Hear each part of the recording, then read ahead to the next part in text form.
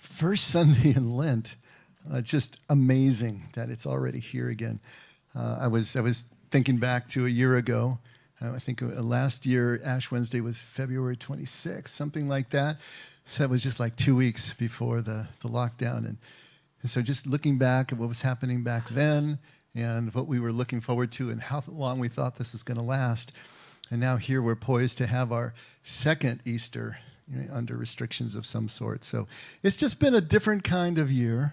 And having Lent start again and Ash Wednesday come and go has just been a reminder to me. I don't know how it's been for you all. Just kind of connecting dots here. And so we want to talk about Lent, but want to do it by also connecting the things that we've been talking about the last few weeks. We're kind of in a thread, in a mode here, and I want to see if we can continue that on, but also weave in the importance of Lent for us liturgically and ritually. 2 weeks ago, we were talking about how Jesus teaches, that he teaches much like a Far Eastern Zen master. Jesus is Near Eastern, he's Eastern too. The East looks at things very different than the West does. But Jesus' teaching is designed more than to give us new data, more than to give us new information to think about. He's teaching to deconstruct the things that we already think we know. And this is a critical difference. He's there to deconstruct and trying with everything in him to get us to question and challenge our belief systems, the things that we are clinging to, the things that we hold dear, the things that we think are our programs for happiness or success or survival. He's trying to get us to empty ourselves completely. Paul called that the kenosis, the emptying that Jesus himself went through when he came into this life to teach us. And it's not about getting this data back in after we empty ourselves. It's about emptying ourselves so that we can really see the experience that we're having at the moment and see it for what it is, not through the filter of everything that we think we know. Epictetus, the great Stoic Greek philosopher of the first century, just a generation after Jesus, he wrote that it's impossible for a man to learn what he thinks he already knows. Great line. It's impossible for us to learn what we think we already know. That's why it's so important for us to unlearn. But that doesn't happen naturally. We don't even want to give permission for it to happen at all, if you really think about it. Those things that we're clinging to, those things we think we know, that's like air to us, and so we're going to hold on dearly. But Jesus is telling us that we need to sell everything, give it away, and then we can come follow. That's what he's trying to get us to understand this with all these crazy sayings. Sell everything you have, give it to the poor, come follow me. Hate your father and mother, your sister and your brother, your children, and even your own life, which in his language means to prefer less. In other words, take the edge off of the allness that culture placed on family, on tribe, on clan, on nation, on ethnicity. Because if you're not willing to let go of that as your survival, you can't follow me. Let the dead bury the dead. Again, family ties. Before I follow you, Lord, can I go back and bury my father and mother? Jesus isn't even giving that much of a break because he's trying to get in and under. Not that you can't go back and do what you're supposed to do responsibly, but where are your mental, emotional, psychological ties, your spiritual ties? What are you looking at? He says, if you have ears to hear, hear something different, hear something new. If your eye isn't Peshitta, clear, simple, true, sincere, if it isn't able to see clearly what is really there with the filter removed, then you're never going to be able to get to truth, to get to the freedom that truth represents. Jesus' way is all of this. Jesus' way is the shape of this. Jesus is saying you need to pick up your cross daily. In other words, keep shedding everything that you think you are. Be willing to put it up there on the cross. Be willing to let it go. Be willing to sell everything that you keep accruing and collecting and piling up in your life.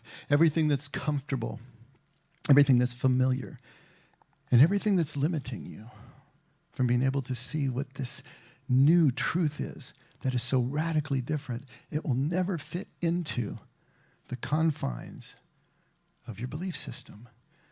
That has to be obliterated first. There's an article that I wanted to read. It comes from a few years ago. It comes from the business sector, which is a little different. How often do we read business things in here? But take a listen. Billionaire Ray Dalio founded Bridgewater, one of the world's largest and best performing hedge funds. A true entrepreneurial success story, Dalio started his company in a 2-bedroom apartment. He was a self-described ordinary kid and worse than ordinary student. 42 years after starting his company, he reveals one roadblock to success that is so ingrained in the human experience and in our very DNA, it's difficult to overcome. Dalio's advice? Be radically open-minded. Good decisions aren't necessarily the ones that stroke your ego. A good decision is what's best for you and your company.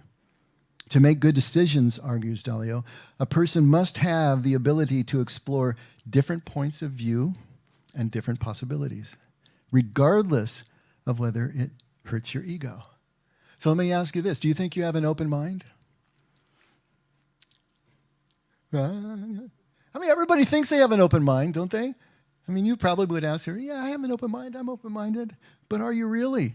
According to Dalio, here are some cues that will tell you if you're truly open-minded. Closed-minded people don't want their ideas challenged. Open-minded people are not angry when someone disagrees. So how about you? Are you easily offendable? When your ideas are challenged, do you get upset? I mean, think about it truly. Take a look. Be ruthlessly honest. Think about the conversations you've had. And no dearth of conversations right now about things that are challenging, right? When it comes to politics and it comes to health issues and all the other things that are facing us that are so divisive. How much does your blood boil when you see something that goes against what you hold dear? Closed-minded people are more likely to make statements. Closed-minded people are more likely to make statements than ask questions. Open-minded people genuinely believe they could be wrong. What a concept, huh? So, how many questions do you really ask? How interested are you to query and see what someone else has to say? Or are you really just waiting to speak when the other person is talking? Something to think about. Closed-minded people focus much more on being understood than on understanding others. Open-minded people always feel compelled to see things through others' eyes. How much time do you spend, just making yourself understood? How important is it to you to make yourself understood? And how much time do you spend in the other direction? Closed-minded people lack a deep sense of humility. Open-minded people approach everything with a deep-seated sense that they may be wrong. How sure are you that you're right? Does that kind of define the way that you approach conversations with others? Dalio offers several recommendations to help you develop a habit of being radically open-minded. Among them, sincerely believe that you might not know the best possible path. That means, I guess, guys, we've got to ask for directions when we're driving, right? Dalio says that recognizing what you don't know is more important than whatever it is you know for sure or think you do. Recognize that decision-making is a two-step process. First, take in all the relevant information, then decide. People are reluctant to consider information that is inconsistent with their worldview or the conclusion they've already arrived at. Remember that you're looking for the best answer, not simply the best answer that you can come up with yourself. When two people disagree, there's a good chance that one of them is wrong. What if it's you? And if you're too proud of what you know, you will learn less, make inferior decisions, and fall short of your potential. I love when other disciplines, like science or business or whatever, come to the same conclusions, reach the same conclusions, come to the same truth as the Scripture does, as our spiritual teaching does. It's just really taking separate routes, but coming to the same place. Very, very consolidating. What we're talking about here is the Buddhist concept of beginner's mind. And I don't know if you've ever heard of that before. But it's the attitude of openness eagerness, a lack of preconceptions, even if you're already advanced in your training, even if you're already advanced in your field, that you can maintain that openness and eagerness and lack of preconceptions, that radical open-mindedness, that you can still see that there are things that others can bring to you. This is exactly where Jesus is trying to take us, to the place of beginner's mind. But there's a catch, and it's a big one. And unfortunately, most of us don't get beyond the catch. It's kind of a wilderness that we have to go into. Because between us, where we stand right now, and living that kind of grateful humility of beginner's mind, and that's really what it is. It's a grateful humility. It's a realization of where you are in relation to everyone else and God and creation and all that, but grateful. It's that anavim spirit that we are always talking about. Between us and that humility of beginner's mind lies the great doubt that we talked about last week. Jesus is trying to bring us into a kind of wilderness that deconstructs everything that we think we know until you just don't know anything anymore. You doubt all the things that you were taught before. You're terrified of the wilderness. We're all terrified of the wilderness. We're terrified of doubt, uncertainty. We'll do almost anything to avoid that feeling, that place in life. But it's absolutely essential. Last week we were talking about the fact that we have been taught in church and pretty much in society in general that doubt is a bad thing. Doubt is actually a sin. Doubt is the opposite of faith. But here Jesus is actually creating it in us, engendering it in us, not allowing us to take our certainty, our supposed certainty, any further forward, to break that line right there and take us in another direction. It's so incredibly interesting how the church has been working against Jesus in terms of how we move forward. We have been taught to see Thomas, the apostle, as weak, as lacking faith, as a model of who and what we should never be. We call him the doubting Thomas because he wouldn't believe that Jesus was risen until he had put his hands in his wounds. The fact that he got a report from the other 11 was making no never mind with him because he needed his own personal experience. Actually, if you really think about it, and we talked about this last week, of course, Thomas is really our hero. Thomas is showing us the way past the catch of the great doubt. Every one of Jesus' followers doubted his resurrection until they had a personal experience with him. But Thomas was the only one honest enough about it to actually say what it was that he needed. He gets the news, and his mind is blown. Poof. He can't comprehend. It doesn't fit into his worldview. It won't get past his filter. Everything that he knows to be true is being challenged right now, and he can't process it.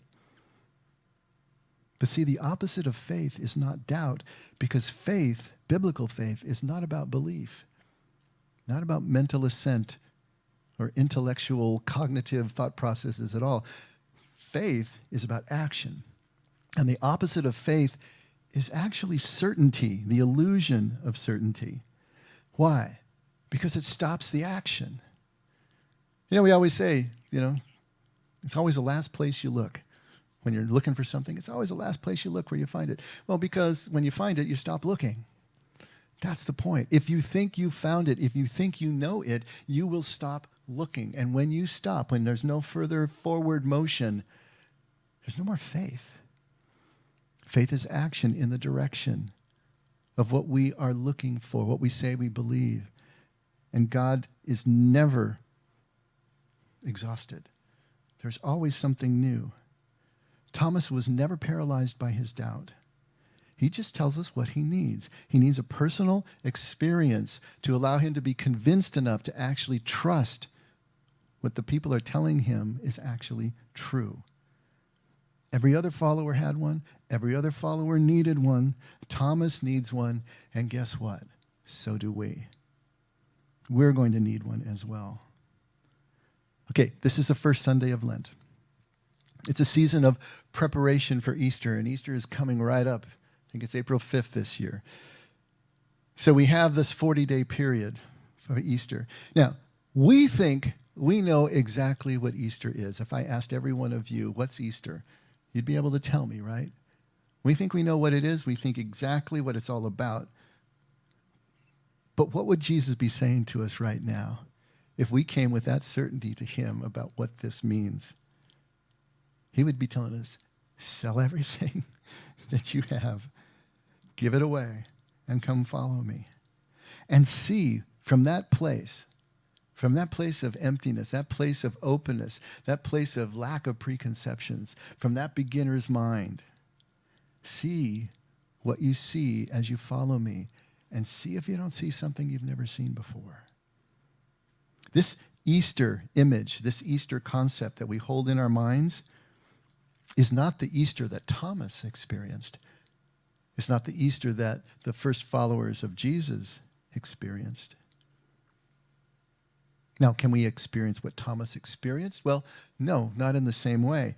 But that's where Jesus tells us that we're even more blessed if we can believe, trust, be convinced when we haven't seen in the way that he saw. There's an Easter experience that only you will ever know. There's an Easter experience that is so singular, so unique, that it's only between you and your God. You will have that experience if you can approach Easter with this openness, and then you'll never be able to transfer it to anybody else. You'll never really ever be able to express it to anybody else. It's just yours. But you will know that you are convinced of what you're convinced of. And you tell someone else, and they will doubt until they can have their own personal experience. This is what Jesus wants for each one of us, but we can't bring a filled vessel into the room and expect it to be filled with something different. All that is standing between you and that experience is this 40 days of Lent. This time of trial and testing into a rebirth, which is what the 40 symbolizes in Hebrew culture. That forty-ness is what we're dealing with right now.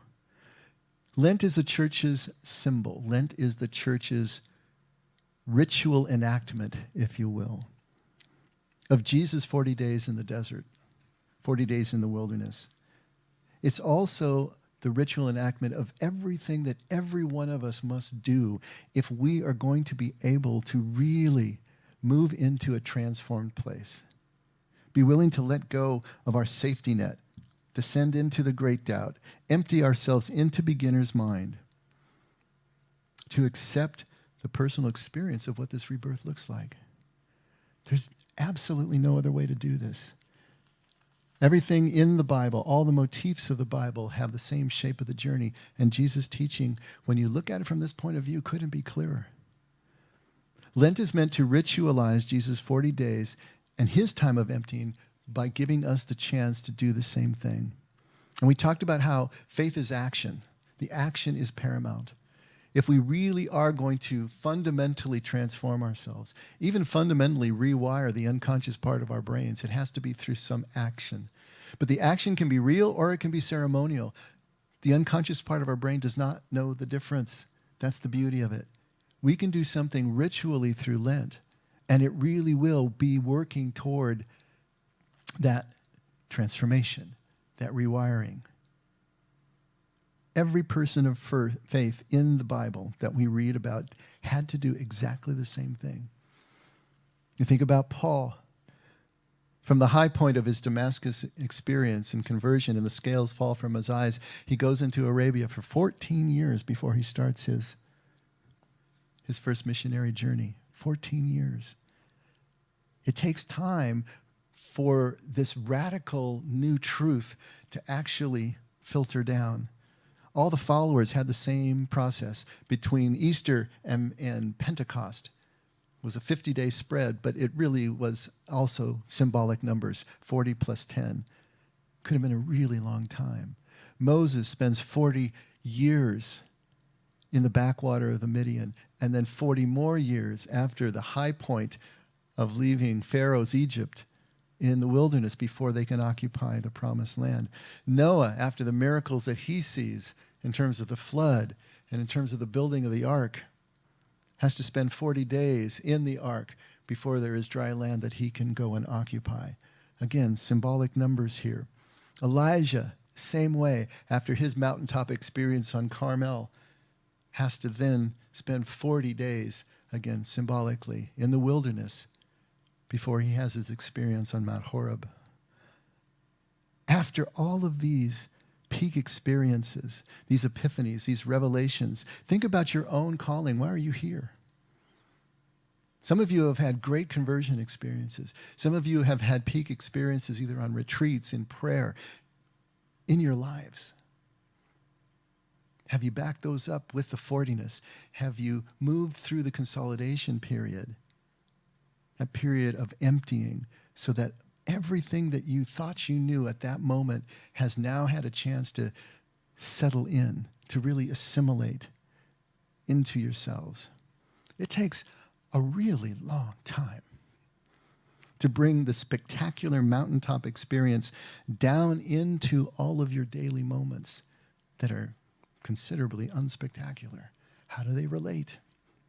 Let it filter down and permeate every breath that you take and quiet down into everyday wisdom that allows you to relate with people in a way that you never did before. Ever been around a new believer? And it doesn't have to be religious. Think about the new believers you've known, whether it was religion, whether it was politics, whatever it happens to be. They will wear you out with their superlatives, won't they? Everything is just the greatest thing, and this and that. Everything is spectacular, and reminds me of that line from the movie. What do you do when your real life exceeds your dreams? Keep it to yourself. They will wear you out. Everything is mountaintop to them because that's all that they know right now. Always looking for the next spectacular superlative, right? They just kind of leapfrog right over the flyover country, anything that is not up here and there. If you think about it, Paul was the same way. He comes 14 years in Arabia, 14 years in the wilderness, and then starts his first missionary journey. And what is he doing? He's fighting with everybody. He's fighting with the leaders at Jerusalem. He's fighting with Peter. He's fighting with the Judaizers. He was still not fully baked yet. He was still fighting that personality. But by the end of his missionary life, by the end of his ministry, what is he able to say? From the prison, waiting for his execution, I have learned to be content in all my circumstances. That's a far cry from him wailing about the thorn in his flesh and asking for God to take it away and all that. It takes time for these things to happen.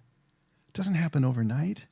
And thank God the scriptures are so honest with us to show us exactly what this looks like in all of our heroes. It's our heroes that had to go through the same thing that we do so that we know that it is our journey as well. I wanted to spend a little time, though, with Elijah because Elijah's journey is just perfect in the way that it hits all the notes that we're talking about. And I don't know if you know much about Elijah, but if you want to, go to 1 Kings 17, 18, 19, and you'll get everything that there is about Elijah. But Elijah comes on the scene at a time when the new king, Ahab, has just married Jezebel. Jezebel is a foreigner, and she has her ways with the king and converts the king to Baal worship, the Canaanite god Baal, and changes everything so that they tear down Yahweh's high places and Yahweh's places of worship, and they build up Asherah poles and this and that and the other thing so that they are switching over from the worship of Yahweh over to the worship of these Canaanite deities. She goes so far as to persecute anyone who is still practicing the traditional religion of Israel. These are in the northern kingdoms. And they kill the prophets until there's only 100 left. And it's only because Obadiah secretes them in a cave that any of them survive. And it's at this time that Elijah is called out of his obscurity to go to Ahab and speak the truth to him, that because you have become so apostate, because you have fallen away from me, there's going to be a drought that is going to be huge and horrible, and a famine to boot, and it's not going to end until I say the word. And so that is the setup to what's going on. At that point, Elijah exits the scene, and he's miraculously kept alive by ravens and by other miracles in obscurity until God calls him again and said, okay, it's time. Go back to Ahab and tell him, the drought will be lifted, but we need to come back. You need, and the people need to come back to me. And so he sets up this showdown on Mount Carmel. And he calls Ahab, okay, here's the deal. You get all the people of Israel together, and you bring them to Mount Carmel. You get all of the prophets of Baal, all the prophets of Asherah, and come, and we are going to build 2 altars, and we're going to see which God shows up. And so that takes us right to Kings 18, starting at verse 25. So they're up on Mount Carmel, and Elijah says to the prophets of Baal, choose 1 ox for yourselves and prepare it first, for you are many, and call on the name of your God, but put no fire under it. Then they took the ox which was given them, and they prepared it, and called on the name of Baal from morning until noon, saying, oh, Baal, answer us. But there was no voice, and no one answered. And they leaped about the altar that they made.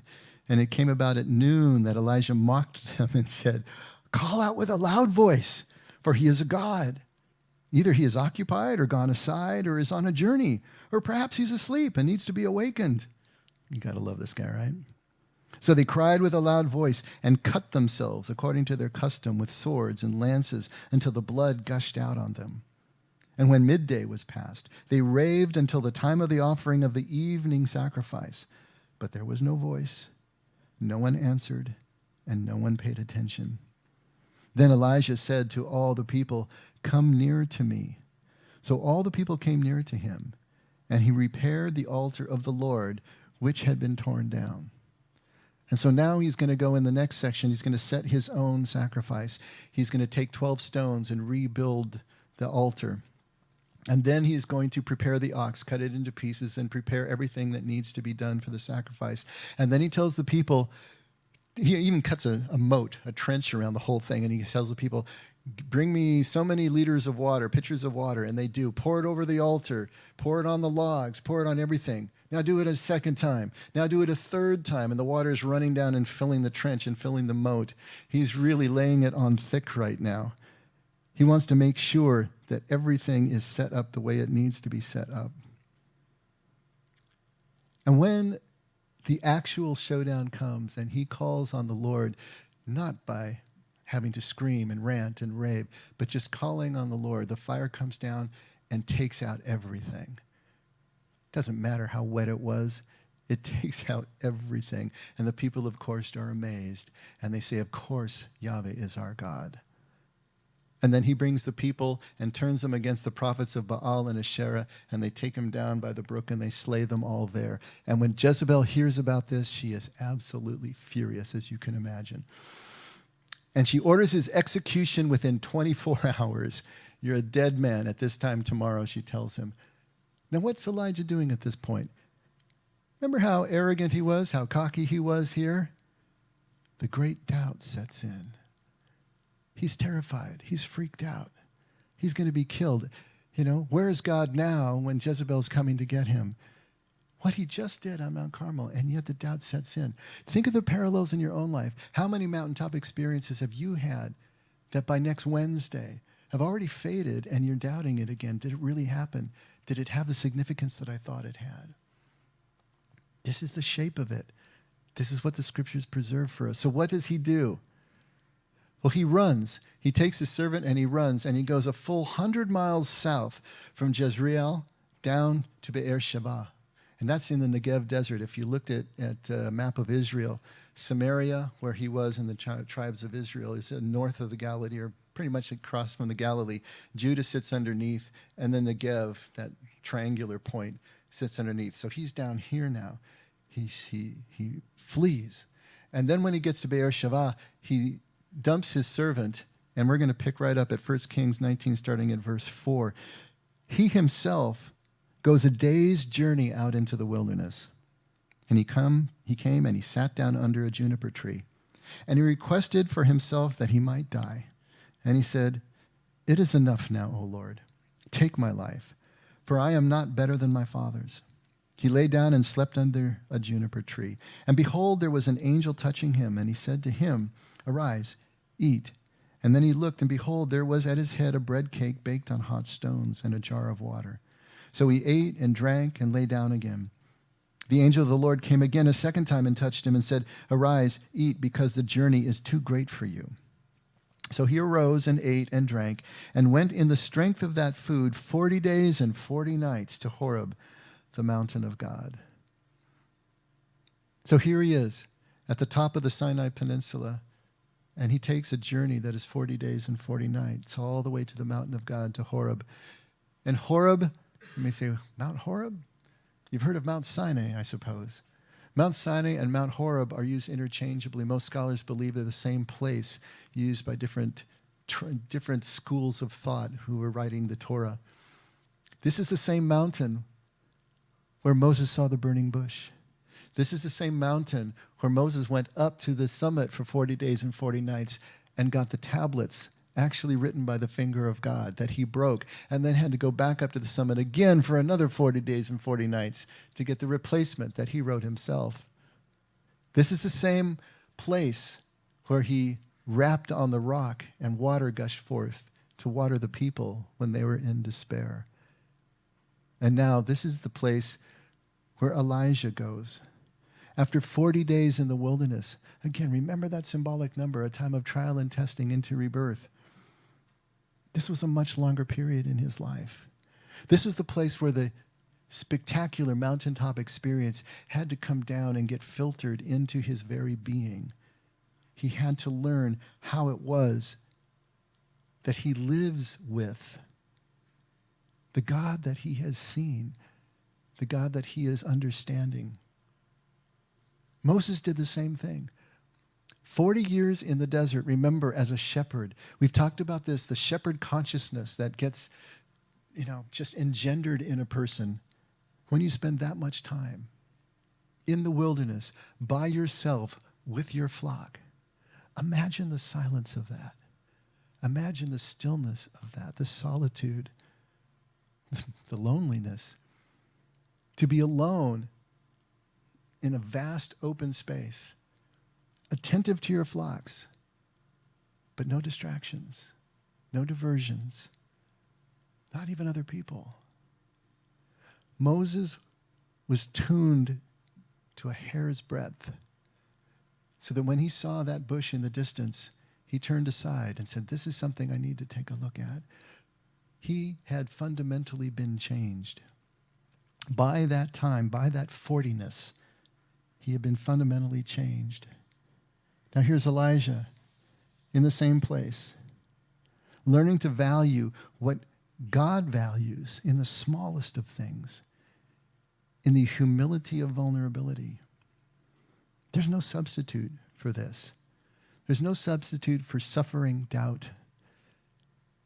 And I want to just point out that what suffering initially meant was to allow, to bear, or to permit. Remember in the King James Version when Jesus says, "Suffer the little children to come to me"? Ever wonder what the heck is he doing? Is he paddling them? What's going on?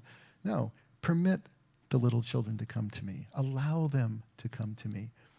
If we are willing to bear our doubt, if we are willing to permit the doubt to be a part of our lives, to suffer the doubt, to become silent, to allow ourselves to be emptied out, then we can follow Jesus. That's what he says.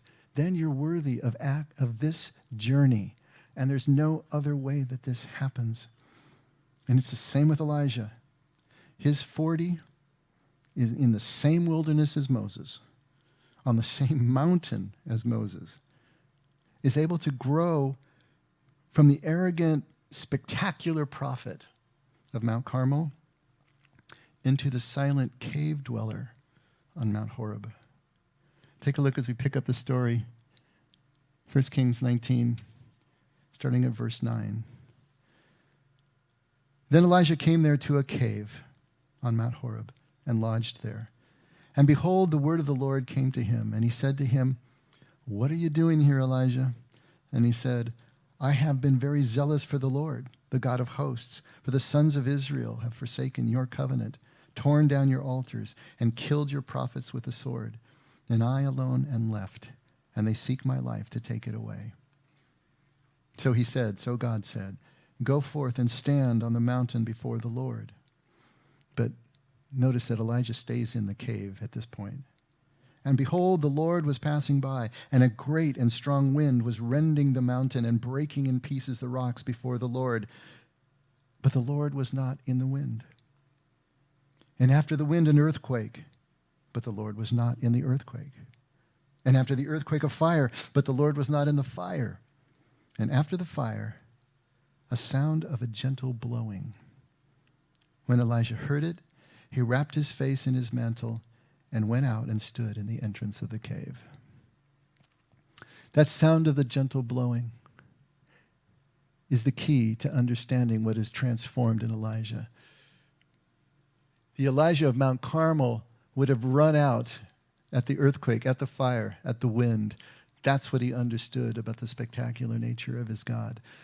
But in his 40-ness, in his time of Lent, in his time of quiet and stillness in the wilderness, now it's the sound of a gentle blowing. And there's 3 Hebrew words there: kol, damama, dacha. That is translated here as a gentle blowing. But if you take those words, kol means voice or sound. Damama means silent or motionless. And dacha means small or thin. So you probably heard this translated as a thin, small voice or a small, still voice. That's a literal translation. But it's also been translated as this blowing sound, as a whisper. But let's just try to imagine what this really means. What is this phrase, these 3 Hebrew words trying to get across to us? Was it really a still, small voice? Was it a whisper? What was it really? You could just as easily translate these 3 words as small, silent sound. What's a silent sound? See, it's that paradox that Hebrews love, that Jews love, that is trying once again to get us beyond the rationality here. Something triggered Elijah to know that his God was present, but it wasn't really a sound. For my money, it was sheer silence, but with a presence that he was now attuned to, sheer silence that signaled to him pure presence of his Lord. Elijah had learned in silence where God really was and is. He had learned true nature, the true nature of God, through his personal experience of emptying everything that wasn't himself, not who he really was, emptying all of that egoic mind, all of that stuff, and emptying everything that wasn't God as God presented. You know, the truth is that we fear death because it's the end of our egoic self. Everything that we know about ourselves is gone at the moment of death. But this is the way of Jesus. And the only way to the Father is to experience that loss of fixation on ourselves. Only when we are emptied out of everything that we think we are can we see God as God is. And we can see ourselves in God and know what that means for the first time. Lent is this time of 40-ness where we can practice the little death, because that's really what it is. Contemplative practice has been called the little death because it is a stepping away from everything that we know about ourselves, a stepping away from that egoic mind.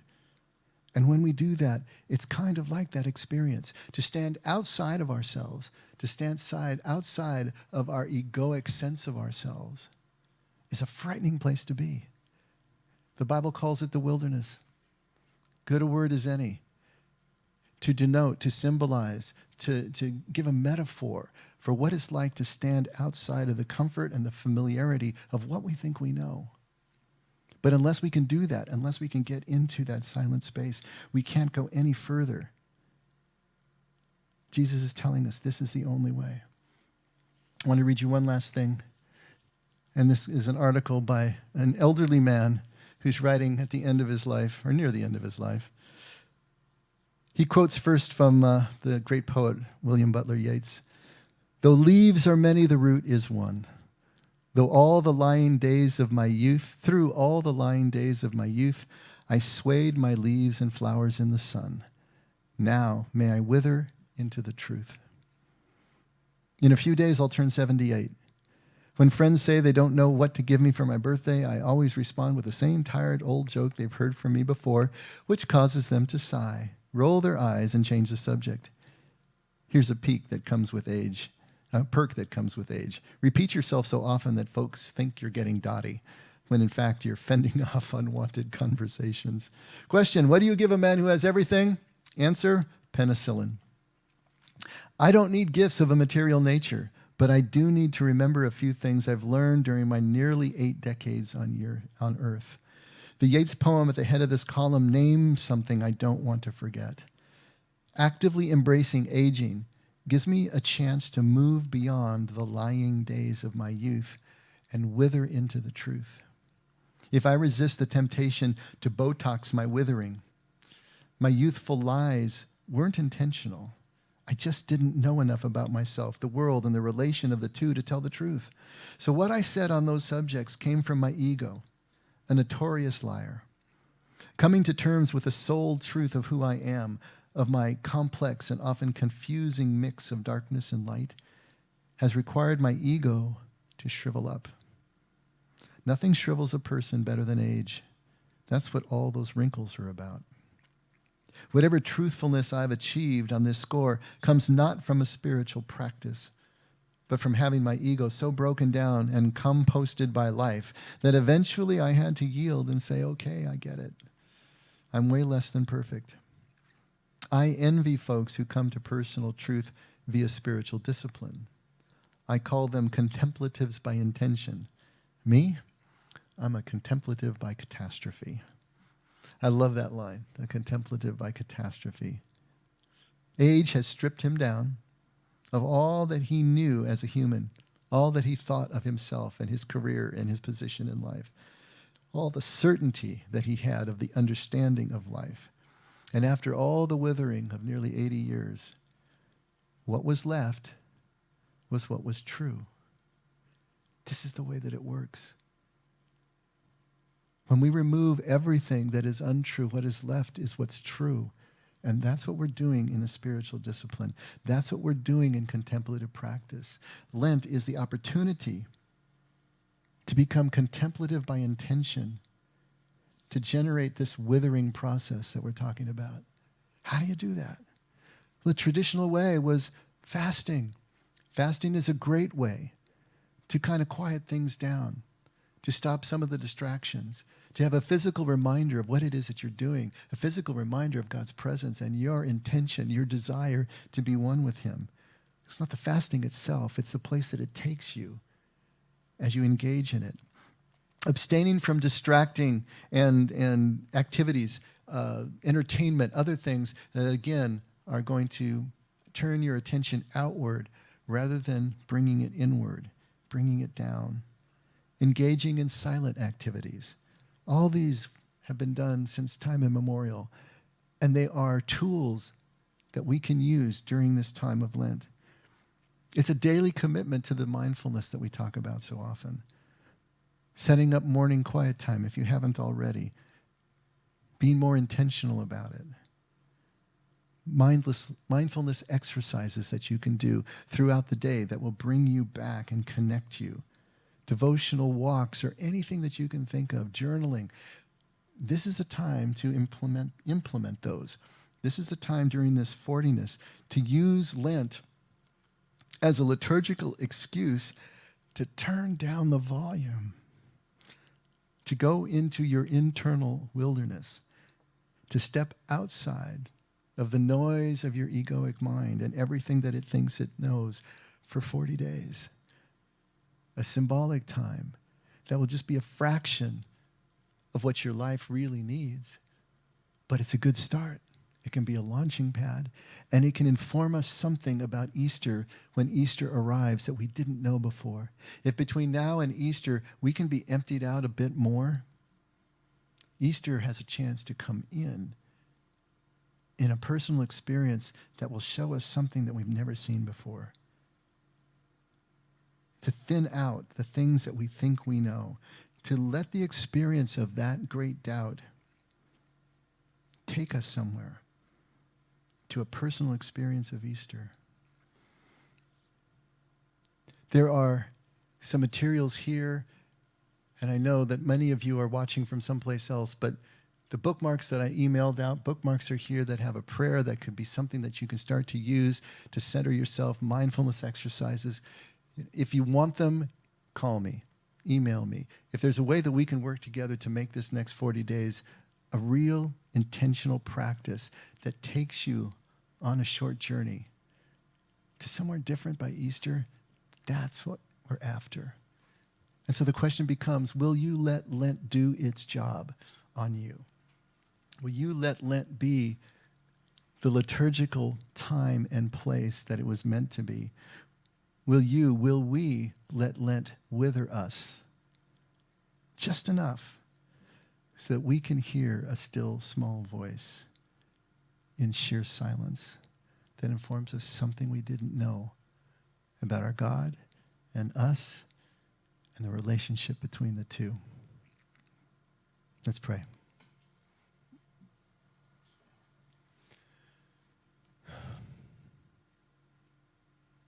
Father, once again, just can't help thanking you for our scriptures that paint these amazing pictures of what it looks like to move into your embrace.